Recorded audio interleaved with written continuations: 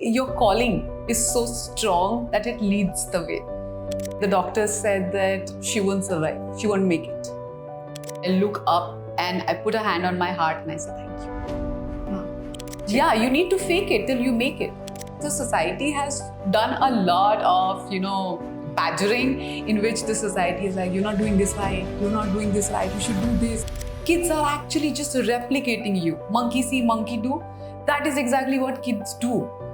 What I have learned or what made me a better person is listening skills.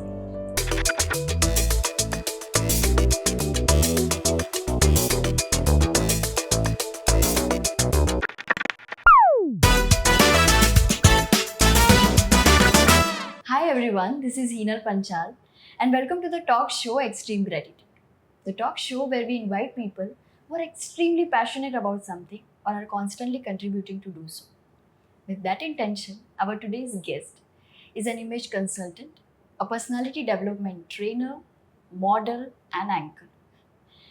Let's find out what she has to tell about her uniqueness in the field, how she transforms the lives of so many people, and her thoughts about gratitude, because that's our theme.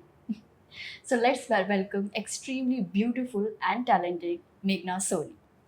Hi Meghna, Hi, Heenal. how are you? Very well. It's lovely to be here. Thank you for accepting our invitation. It's an honor. I'm loving it already. Okay, so we will start on a very positive note. As we know, practicing gratitude, changes energy within us, around us. So, what in life and how do you take gratitude, in life as such, in just normal life? What is your take on gratitude? So for me, actually, gratitude is more than a feeling. It's a mindset. Right. And let me tell you one thing: when you take your hand and you put it on your heart, and when your heart beats, that every beat is when I'm grateful. And it's not just a saying, believe me, because since last year, I know the meaning of life like never before. Last year, I went through a very critical phase. I was in ICU for 1.5 months, Oh, to a point where the doctors said that she won't survive, she won't make it. And I did make it, of course. And my doctor also tells me that you are a fighter. And to be very honest, it was not a grave disease. It was just a simple viral fever, which due to mismedications went till that far. oh, Yeah. And since that day, like after 1.5 months, when I resumed my life back, it was extremely difficult. I can't even tell you how difficult, but that every minute that I am alive, I'm grateful. wow, Yeah. it's inspiring. And I think everyone needs to just keep that in mind, because there's nothing more beautiful than this life. You can have everything if your heart is beating, if you have this life. Exactly. Okay, so I'll shift a bit. I would really like to know how did you enter the world of training?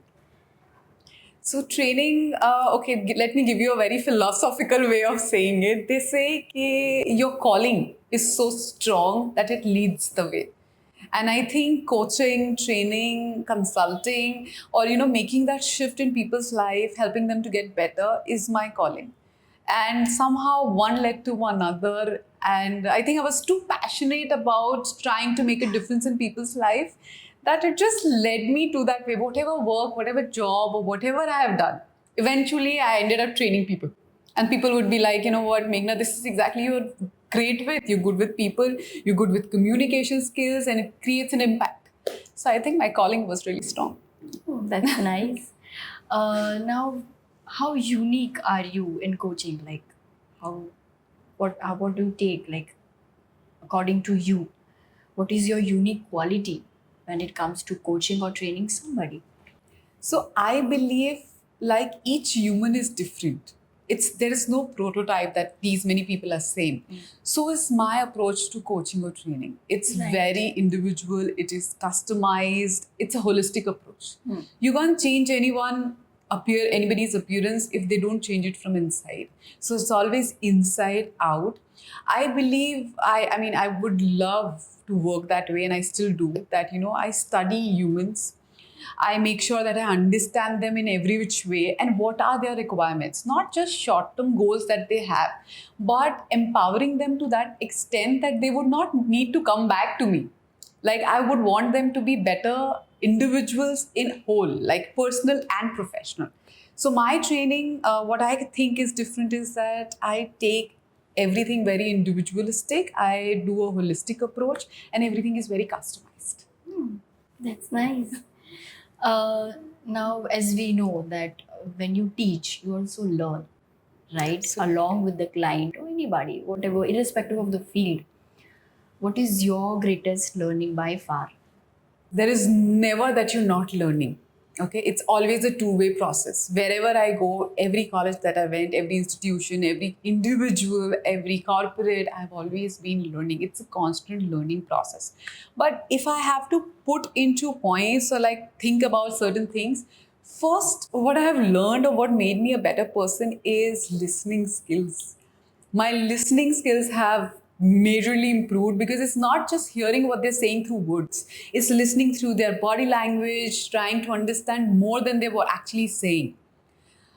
Second, what I feel is seeing their continuous learning process, like, their want to be a better person absolutely wants me to also be on my toes, that even I need to upgrade myself, I need to read more books, I need to do more courses, I need to do more certifications, because it's a constant process. There Right. is never end to learning, and everyone who wants to be better in a personal development or professional development are into a continuous learning mindset. And that's the second thing. And third, which I really appreciate and learn from all my clients or everyone that I have trained, is resilience. That no matter what life has thrown on them, they have come to the lowest low, maybe financially, personally, professionally, whichever ways, but they want to get better. They want to come back up. So that resilience is the key for life. Like, literally, you don't need anything else, no other skill. If you have that motivation, ki no matter what life throws at me, but I will bounce back, I think you are sorted. Absolutely, absolutely. Like, do you give any free sessions, giveaway sessions, as in free workshops or as such? Absolutely. I do a lot of free webinars. I Okay. do a lot of even offline free training sessions, because apart from the fact that it's my profession, and of course monetary rewards and gains are linked to it, but I do it because my mission is to empower as many people as possible. I want to make that difference in people's life. And that has to be, a calling. That's why I said it's a calling. So yeah, I do give a lot of free sessions. Okay. I would really like to know, about any incident. I'm sure there must be many, but I would like to know any one incident when your client came to you and just expressed their thankfulness. Ki, thank you for transforming my life. And you have also seen them from start till end, right? And you must have felt overwhelmed. Yeah. Like, I would like to know any incident that. Again, I'm very grateful to be in this industry. Why? Because there are many. Now, as you just said, when I was like thinking about which incident should I mention, there are many. And but the most which actually made a huge impact or made it to my very core memory was when I was doing this project with the Gujarat government for upskilling students in colleges, where I teach them these skills, which helps them from getting placed in good corporates. So I went in one of the college in Junagadh, and that was my first day. So the components were like life skills and employability skills and all of. The first life skills which I started was like I'm really attached to the topic which is called goal setting. Because I have made it in such a way that I have expressed my life incidents, like all of those. So it's very personal, it's very heart touching, because it's very real. I share everything from my life and how I have overcome that. And that was the topic that I was taking for that class, and I just took as I usual, and then I went back and I get a message and a call from a girl saying that, ma'am, today I was at the lowest low.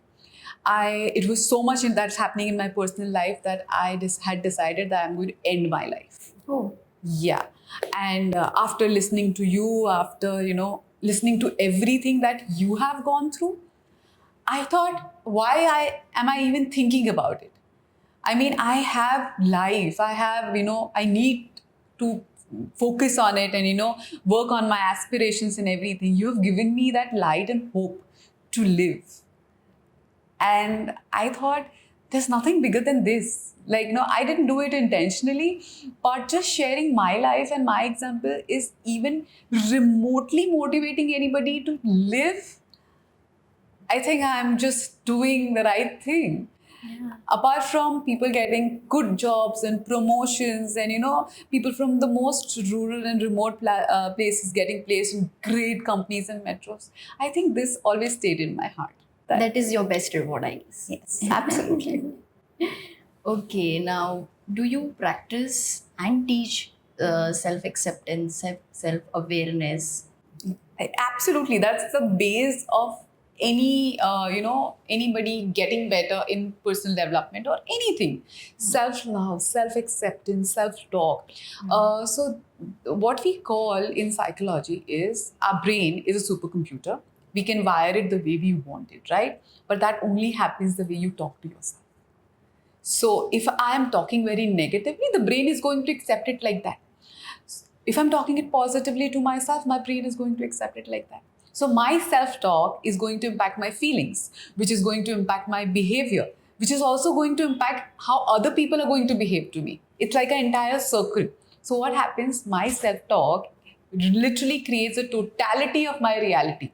Like, how my life or my people are around me is how I'm going to talk to myself. So if I'm accepting myself, if I am positive about myself, self-love is the key. Like, how can you not love yourself, the gift that God has given to you? Yeah, it's a necessity. It's the prime thing. Yeah. So if you start working on them, that, because you know what, the society has done a lot of badgering, in which the society is like, you're not doing this right, you're not doing this right, you should do this. There are so much of do's and don'ts that eventually somewhere we have lost, and we have just started feeling that we're not the right one, we're not doing it right. We started self-sabotaging yourself, which is the cause of every low confidence, or every other personal and professional lows that you face. So yes, self-talk, self-love, self-acceptance is the key. It's the base. Yeah, and I think it also starts from very young age. It is Absolutely. not something that a mature brain, accepts so fast. It is done, during childhood or maybe your teenage days. And I think, Absolutely, yeah, absolutely. And the funny thing is, it's never that kids don't learn when they're told or taught. They see and they learn. yeah, Parents don't realize the smallest of things. Like, if a mother is doing something and she said, oh shit, I should have done it like that. I'm so dumb, or I'm so stupid, or, something or other. She just tells it to herself. Oh my God, I'm so lazy. I should have, whatever, small thing. That kid picks it. Yeah. She doesn't identify that with a mother, but she'll take it and put it to herself. So when she grows up, she's going to tell the same thing to herself. yeah. Oh, I'm so fat. Most of the time when people look at the mirror and she's like, oh, I don't look good, I'm looking so fat. No, because kids are actually just replicating you. Monkey see, monkey do. That is exactly what kids do. And so every time, even when you look in the mirror, you should say to yourself, oh my God, you're gorgeous, you're beautiful, you're looking amazing. Rather than just even having a minute self-doubt, because that's not going to help you anyways. So let's just see what helps. Right. And to begin with, it's difficult with a lot of people. They feel that, it just might get into ego and too much of self-posting. But that's not the thing. That's absolutely not the thing. You start working it. It might be faking it for a while. When you look in the mirror, and you might not feel like that. That was my next question. Yeah, you need to fake it till you make it. You Right. absolutely have to. Like, you start saying it to yourself as much as you can, and then eventually you will start believing it. Yeah, I actually started it a while back, but I've left it because I used to feel that, it is too fake that I'm not able to believe it, and it is wasting my time. So I just left it. Now I have to No. resume it again. Absolutely continue it. It takes time for your mind to accept, because what is happening that time is you're doing it. So your brain somewhere knows, oh, I'm faking it. Yeah. And then there is a block in which your mind doesn't want to allow you to believe it. So you have to constantly keep saying, as if like, no, when we are told that, you pray in front of a god, like when we are taught as children, it's just an idol made up of stone.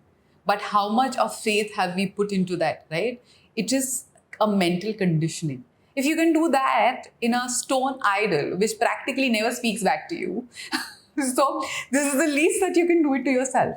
But with the faith that it is going to work. I am beautiful. I am worth it. I can do it. All of those things in the mirror. And believe me, it does happen because I am not a person who came from a place of confidence. I was not born with confidence. I was the most shy girl who could not speak in front of two people. In my entire school life, I barely wanted to participate, get on the stage, forget. Like, if the max I would want to do is like become a tree, so don't have to move or do anything. And if I can, like, right now, speak in front of thousands and thousands of people on stage and like not get nervous or flinch or anything, it's work. It's hard work. It didn't happen like magic. So if I can work on myself, I think anybody can. And also, when you are giving confidence, uplifting others, the first thing is you have to make sure that you have that inside you. Absolutely. And I am sure that must have taken so many years Yeah. and so much of practice and daily consistency, resilience, as Yeah, you told. absolutely. You must have fallen and got up, like, yeah, I'll make it. Absolutely. Yeah. So now I'll just ask in continuation Yeah. that now the theme is around gratitude. How do you practice thankfulness or gratefulness on daily basis, as you told, as you mentioned that you speak in front of mirror, there are affirmations, I'm sure you must be writing every day. So yeah, I would really like to know. So my ways are a little different. I absolutely vouch for having a gratitude journal. Yes, very much. You should have. It inculcates a practice. But for me, what I again do is whenever, most of the time, at least in a day, I do it multiple times. When I'm extremely grateful or thankful, I look up at the sky. Like literally, I'm outside. I look up and I put a hand on my heart and I say thank you. Wow. So I don't go and do that in a temple or in front of a idol or anything. I'm not against it. Also, everyone has their different ways, but I feel the sky is indefinite, right? It's vast. It's so much that actually shows you the capacity of the magnitude of the superior power which is there. So I think that's my way of expressing and. I think like almost all the girls, we love watching the sky. We look up at, we most of the Instagram girls, Instagram is filled with sunset pictures and sky pictures and, Moon night lover. sky and moon lovers. And, it's a feminine thing which we have it. And so when you're actually at it, I think whenever I'm like clicking a picture of the sky, my subconsciously, I just do it. Thank you. So I love doing it in the morning when I wake up. I love doing it whenever I'm driving and I look at the sky in the night before sleeping. So again, I'm lucky that my bed has a window behind, and most of the time, most of the days, the moon shines right up there. So like it's like my bed lamp. Wow. The moonlight falls right on my face. So whenever I look up at the moon, I would say thank you. Natural aesthetic lights. Yeah. So like that's my way of showing gratitude for the life that I have. Right. In this fast-paced world, thank you is so second thing that we tell anyone. Or vice versa. Do you think that most of the times it comes from heart, or is it just a formality? How does it matter? Okay. So believe me, if a person is saying just for the sake of formality or just like a habit that they have formed, Right. like thank you, it doesn't matter.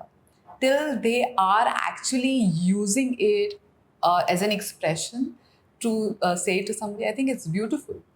So if the society has formed it as a habit or as a form of an etiquette, either ways, I think it's just perfect.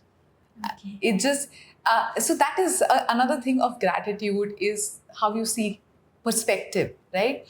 So gratitude makes you not see the things that you don't have.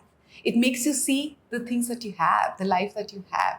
So when a person says thank you, you see the positive part of it. You see gratitude in that, not the reason or the ways behind it.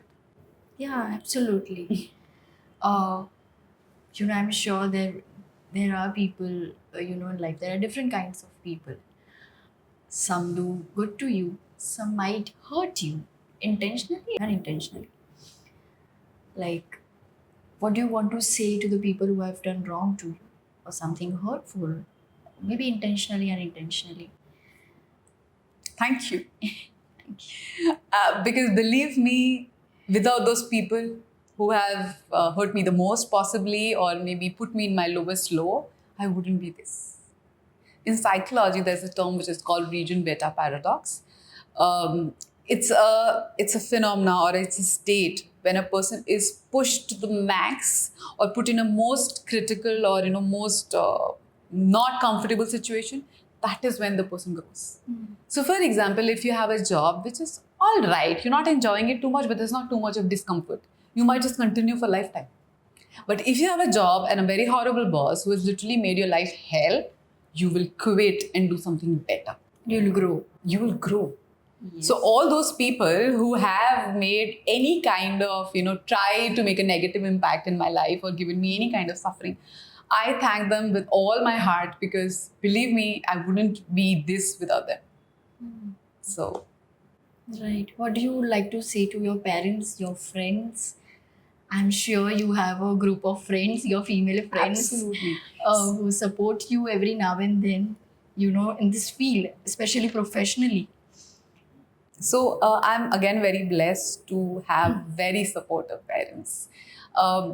Naturally, everyone needs that kind of support and environment to grow, right? So they have been an absolute great strength to me. My dad, my mom. I think everything, destiny plays a role, and they've given me the best parents that I could have. And friends, again, I'm super blessed with have a great bunch of friends. I am a person who loves making friends first. So, and again, I have got great friends who are always cheering for me, hooting for me, always there for me. The worst times when you really appreciate or realize who stands by you is in your worst times. When you are at your highs and when you're doing great and all of that, there's a world with you.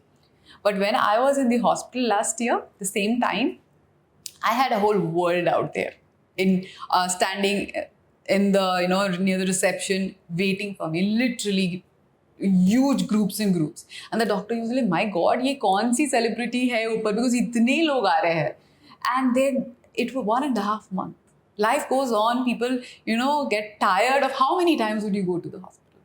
But my friends didn't give up. Like, they were there every day, consistently making sure that I'm smiling and talking some kind of things that, it keeps my spirit up. And I think that's all is.